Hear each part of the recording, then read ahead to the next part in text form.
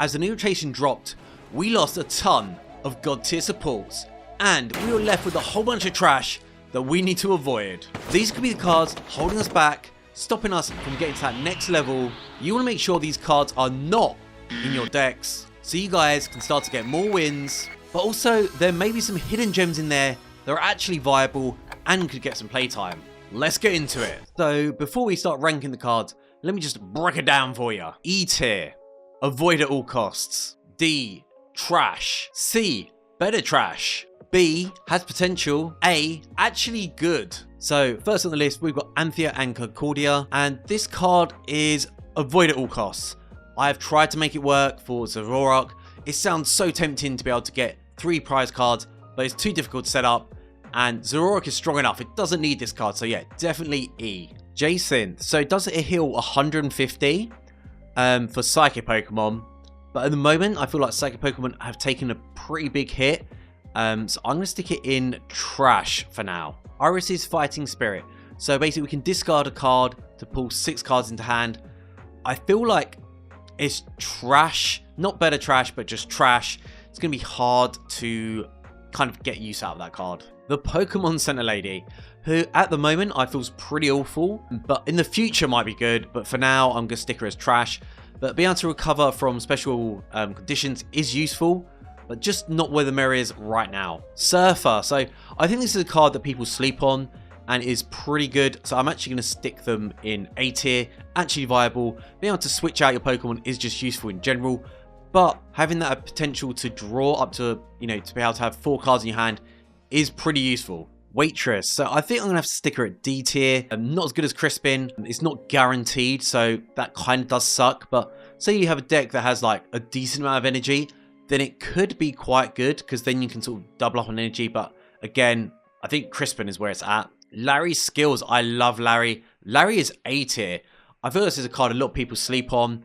And what's great about Larry is you can cycle Larry into Larry, constantly, picking up a Pokemon, picking up energy, and just picking up another Larry skills or like Lily's Determination. Great card. So then we've got Fennel, who heals 40 damage for all of your Pokemon. I cannot really see any use for this, so yeah, avoid at all costs. I just don't see how that's even like valuable. Maybe against Monkey Dory on Frostlass, but even then, bit of a stretch. Ruffian. So this is a card that I feel that has potential, especially how we're going to have more special energies coming out, and also tools are useful as well. So yeah, maybe like having 1 or 2 of these in your deck isn't too bad. MC's hype, I just, avoid at all costs. Being able to just draw 2 cards is just kind of lame. Plus, you don't want to be behind now. We've got no INO and stuff, so yeah, MC's hype is just not helping us in any shape, way, or form. Time. This is probably, actually, do you know what? This is probably one of the most interesting cards in the game. You put up a card, your opponent has to guess how much HP that Pokemon has when you tell them the name. I mean, especially in TCG Live, and if anyone knows how to play the game, then you are literally just giving your opponent's cards. So yeah, avoid at all costs, but I have no idea how this works in TCG Live. If you do know, let me know in the comments below. I guess I do need to try this card out just one time. So Lacey, I'm going to stick her as trash. It's kind of useful, but again, we're in a meta right now where you don't want to be behind your opponent. You kind of need to be in front because there is no INO. There is the unfair stamp, but again, yeah, Lacey is just too situational. She doesn't really fit into the meta right now. Snar. So this is actually an interesting card. There's a lot of cards that only draw 3. So because she has the potential to get a little bit lucky and draw 8 cards, can be pretty insane. So I'm going to stick her in C tier for now. Yeah, maybe having a couple of these in your deck could work out for you, but it is RNG though. So I never see anyone use Tarragon, and especially in fighting decks, maybe having 1 or 2 of these isn't such a bad idea.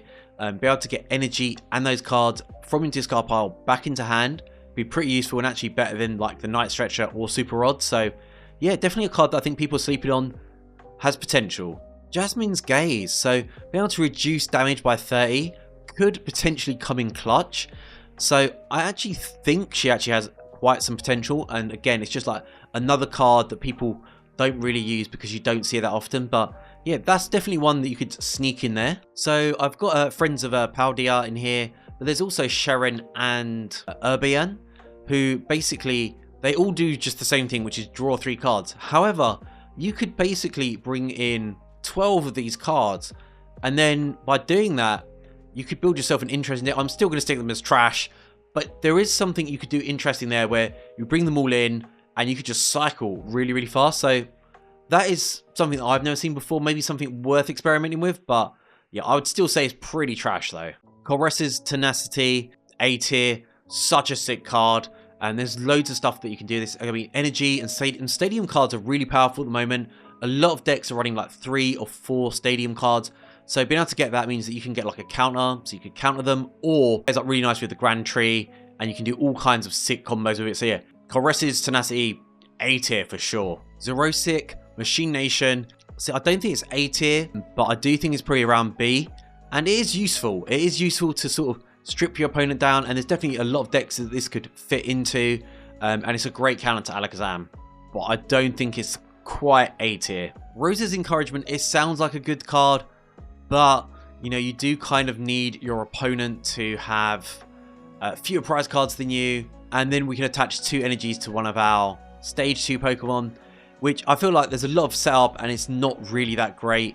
So yeah, I'd avoid at all costs. So Naveen is a card where basically you draw until you have 5 cards in hand, and I don't think it's that great, to be honest. You know, we miss the professor's research, so yeah, definitely avoid at all costs. So Drayton is actually a really interesting card, kind of like the bug catcher for grass type Pokemon. So I'm actually going to stick him in A or B. I think I'm going to go B because I think he has potential. Need to play a little bit more of him, but yeah, just being able to get a Pokemon and another trainer card is really useful actually. So yeah, maybe with a little bit of luck, Drayton can be pretty useful, but yeah, again, he's not really getting that playtime at the moment. That is the tier list, guys. Let me know if you guys agree or disagree. Is there anyone that I missed off the list? Let me know in the comments below. But yeah, I feel like this is pretty solid, and again, like I love Larry's skills. I feel like he's really slept on. Great card, but again, there is so much that we want to avoid putting into our decks right now. So yeah, definitely make sure you do go through your decks and make sure these cards are not in there. And if you guys want to see more new decks or just be part of the community, make sure to like, subscribe, and drop a comment down below. It really helps the channel grow. Until next time, guys, take care, and I'll see you all in the next one. Peace.